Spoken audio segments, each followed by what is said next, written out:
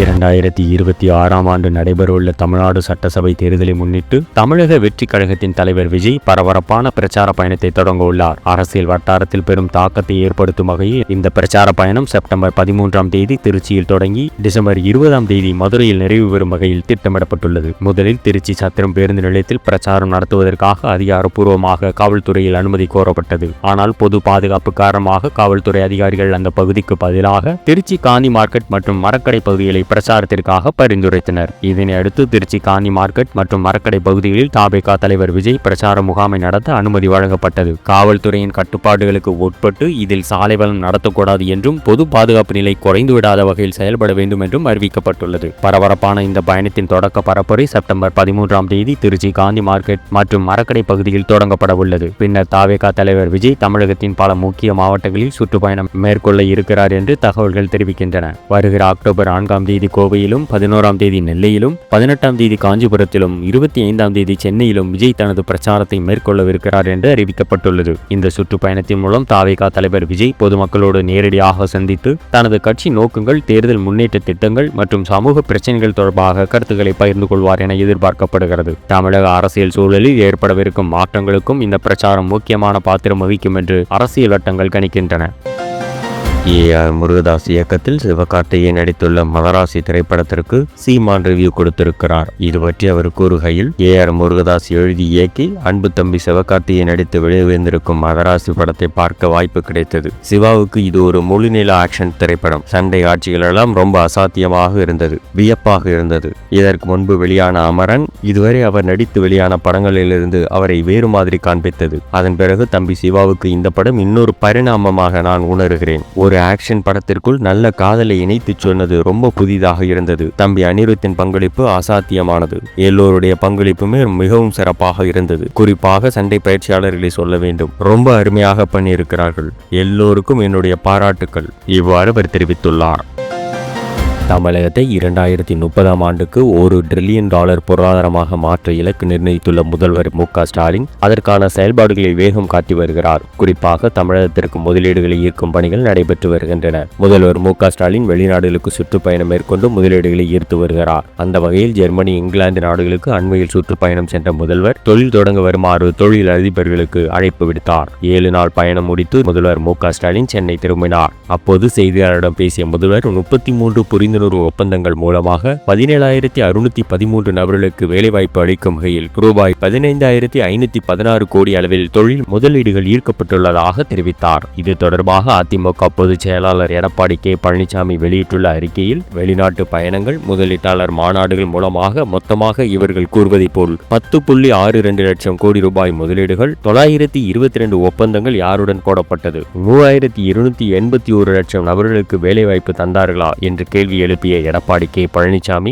இவற்றில் உண்மையாக நடைமுறைக்கு வந்த ஒப்பந்தங்கள், செயல்பாட்டிற்கு வந்த தொழிற்சாலைகள், உண்மையில் வேலைவாய்ப்பு பெற்ற இளைஞர்களின் எண்ணிக்கை என்ன என்று யாருக்கும் தெரியாது. ஒப்பந்தங்கள் கையெழுத்திடப்பட்டதாக தற்போது அறிவித்துள்ள நிறுவனங்களில் பல ஏற்கனவே தமிழகத்தில் தங்களது தொழில்களை நடத்தி வருகின்றன என்றும் அவர் சுட்டிக்காட்டியுள்ளார். இதில் 2021க்கு முன்பு எனது தலைமையிலான அதிமுக ஆட்சியில் போடப்பட்ட ஒப்பந்தங்கள் மூலம் பெறப்பட்ட முதலீடுகளையும் திமுக தனது சாதனையாக கூறிக்கொள்வதுதான் விந்தை. எனவேதான் நாங்கள் வெள்ளை அறிக்கை கேட்கிறோம் என்றும் குறிப்பிட்ட எடப்பாடி பழனிசாமி, திமுக ஆட்சியின் நிலைகளில் நிலை பற்றியும் ஏன் அறிக்கையாக வெளியிடுவதில்லை, குறைந்தபட்சம் சட்டமன்றத்தில் கூட இது பற்றி அறிக்கை சமர்ப்பிக்கப்படுவதில்லையே ஏன் என்றும் கேள்வி எழுப்பியுள்ளார். தமிழ்நாட்டை விட பல மடங்கு மகாராஷ்டிரா, கர்நாடகா, குஜராத் போன்ற மாநிலங்கள் எல்லாம் பெற்றுள்ளன என்றும், டெல்லியும் தமிழகத்தை விட அதிக முதலீடுகளை ஈர்த்துள்ளதாகவும், இந்நிலையில் தமிழ்நாடு முதலிடம் என ஏன் பொய் பிரச்சாரம் செய்ய வேண்டும் என்றும் அவர் கேள்வி எழுப்பியுள்ளார். அப்படியென்றால் திமுக அரசு கொடுக்கும் புள்ளி விவரம் ஒரு கற்பனையான புள்ளி விவரமா என்று பொருளாதார வல்லுநர்கள் கேள்வி எழுப்புகின்றனர். இதற்கு பதில், விடியா திமுக ஆட்சி பொறுப்பேற்றவுடன் உருவாக்கப்பட்ட 32.81 லட்சம் வேலைவாய்ப்புகள்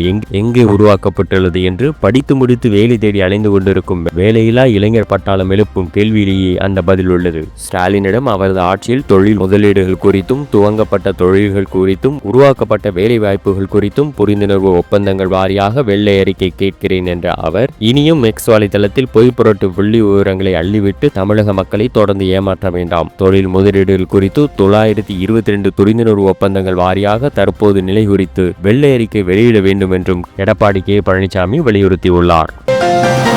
2026ஆம் ஆண்டு தமிழக சட்டமன்ற தேர்தலுக்கு முன்பாக அரசியல் சூழல் பரபரப்பாக அமைந்துள்ள நிலையில் திமுக இளைஞரணி செயலாளர் மற்றும் துணை முதலமைச்சர் உதயநிதி ஸ்டாலின் தீவிரமான பிரச்சார பயணத்தை மேற்கொண்டு வருகிறார். காஞ்சிபுரத்தில் தொடங்கிய இந்த தேர்தல் பிரச்சார பயணம் செங்கல்பட்டு சட்டசபை தொகுதி நிர்வாகிகளுடன் ஆலோசனை நடத்தும் நிகழ்வோடு நேற்று தொடர்ந்தது. இதனையடுத்து துணை முதலமைச்சர் உதயநிதி ஸ்டாலின் பேசுகையில் எடப்பாடி கே பழனிசாமி மீது கடுமையான விமர்சனங்களை முன்வைத்தார். உதயநிதி ஸ்டாலின் பேசியதாவது: எடப்பாடி பழனிசாமி ஆம்புலன்ஸில் செல்வார் என நான் பேசவில்லை. மனிதாபிமானம் உள்ள ஒரு மனிதன் அப்படி பேசுவானா? அதிமுக ஆம்புலன்ஸில் செல்லும் நிலையில் உள்ளதாகவே பேசினேன். அதிமுக கட்சி ஐசியூவில் அனுமதிக்கப்படும் போது காப்பாற்றும் மருத்துவராக முதல்வர் வருவார் என கூறினேன். எந்த கட்சி தலைவர் கூட்டம் போட்டாலும் அவசர தேவைக்காக ஆம்புலன்ஸ் வாகனம் வரத்தான் செய்யும். மிகவும் வன்மத்தோடு பேசியிருக்கிறார் எதிர்க்கட்சி தலைவர் எடப்பாடி பழனிசாமி. ஆம்புலன்ஸ் வாகனங்களுக்கு வழிவிடுவோர்தான் உண்மையான தலைவர். எடப்பாடி பழனிசாமியால் பாஜகவிடமிருந்து அதிமுகவை காப்பாற்ற முடியவில்லை. அதிமுகவின் நிரந்தர பொதுச் செயலாளராக எடப்பாடி பழனிசாமி தான் தொடர வேண்டும். அதுதான் தமிழ்நாட்டு மக்களுக்கு நீங்கள் செய்யும் ஒரே நல்ல காரியம். அப்போதுதான் எங்கள் வேலையும் சுலபமாக இருக்கும். அதிமுகவினர் இதை ஒப்புக்கொள்வார்களா என்று எனக்கு தெரியாது. ஆனால் நான் முன்மொழிகிறேன். நீங்கள் தான் நிரந்தர பொதுச் செயலாளர். எடப்பாடி பழனிசாமியின் முதல் ரவுண்டு சுற்றுப்பயணத்தில் பாதி கூட்டணி கட்சிகள் காணாமல் போய்விட்டன. இன்றைக்கு 2வது ரவுண்டு போயிருக்கிறார். திரும்பி வரும்போது அவர் மட்டும் தனியா பஸ்ல வந்தாலும் வருவாரு, டிரைவர் கூட இருப்பாரான்னு தெரியல என எடப்பாடி பழனிசாமியை விமர்சித்துள்ளார் உதயநிதி ஸ்டாலின். அதிமுகவை கபலீகரம் செய்யும் முயற்சியில் பாஜக ஈடுபடுகிறது என்பதை அதிமுக இப்போது உணரத் தொடங்கியுள்ளது என்று திருமாவளவன் கருத்து தெரிவித்துள்ளார். சென்னை விமான நிலையத்தில் விடுதலை சிறுத்தைகள் கட்சி தலைவர் திருமாவளவன் செய்தியாளர்களை சந்தித்தார். அப்போது அவர் கூறியதாவது: செங்கோட்டையன் தன்னிச்சையாக கட்சி நலனுக்காக குரல் கொடுத்தால் வரவேற்கிறோம். ஆனால் அது பாஜக இயக்கம் என்றால் அதிமுகவுக்கு நல்லதென என்பதை சுட்டிக்காட்டியிருந்தோம். ஐயப்பட்டது போலவே அவருக்கு பின்னால் பாஜக இருக்கிறது என்பதை டெல்லியில் அமித்ஷாவை சந்தித்து உறுதிப்படுத்தியுள்ளார். கூட்டணியில் இருந்து கொண்டே அதிமுக பாஜக கபலீகரம் செய்கிறது என்றும் சுட்டிக்காட்டியிருந்தோம். எடப்பாடி பழனிசாமி உள்ளிட்டோருக்கு என் மீது ஆத்திரம் வந்தது. அதிமுகவை தனியே போக விடாமல், கூட்டணியிலும் தனித்து செயல்பட விடாமல் அதிமுகவை கபலீகரம் செய்யும் முயற்சியில் பாஜக ஈடுபடுகிறது என்பதை அதிமுக தொண்டர்கள் இப்போது உணரத் தொடங்கியுள்ளனர். எடப்பாடி பழனிசாமியால் நீக்கம் செய்யப்பட்ட ஒருவரோடு அமித்ஷா, நிர்மலா சீதாராமன் எந்த துணிச்சலில் பேசுகிறார்கள்? அதிமுகவின் தலைவர் எடப்பாடி பழனிசாமி. அவரால் கட்சியிலிருந்து நீக்கியவரை அழைத்து அவர்கள் இருவரும் அரசியல் பேசுவதன் மூலம் அதிமுக மற்றும் அதன் தலைவரை என்ன நினைக்கிறார்கள், என்ன மதிப்பீடு செய்கிறார்கள், எந்த அளவுக்கு அதிமுகவை அவர்கள் நடத்துகிறார்கள் என்பதை நாட்டு மக்களும் அதிமுக தொண்டர்களும் உணர வேண்டும். இதற்கான துணிச்சல் எங்கிருந்து வந்தது என்று தெரியவில்லை. இவ்வாறு அவர் தெரிவித்தார்.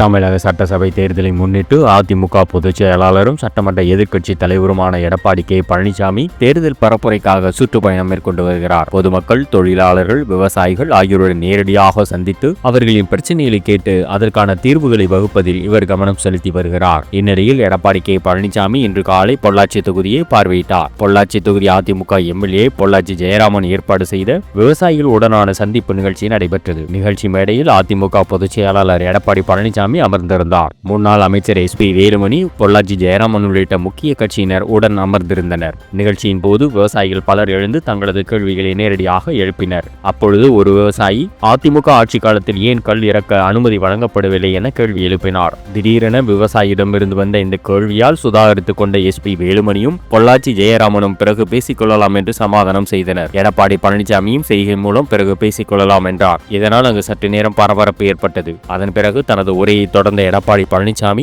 அதிமுக ஆட்சியில் தொடங்கப்பட்டுள்ள பல திட்டங்கள் தற்போது திமுக ஆட்சியில் நிறுத்தப்பட்டுள்ளன. நாங்கள் மீண்டும் ஆட்சிக்கு வந்தால் இந்த நிறுத்தப்பட்ட திட்டங்களை மீண்டும் செயல்படுத்தி மக்களுக்கு நன்மை அளிப்போம் என உறுதியளித்தார். மேலும் செய்திகளுக்கு எங்கள் பிஹைண்ட் மீ நியூஸ் சேனலோடு இணைந்திருங்கள். If you enjoyed this video and for more videos, please like, share and subscribe Behind Me Media.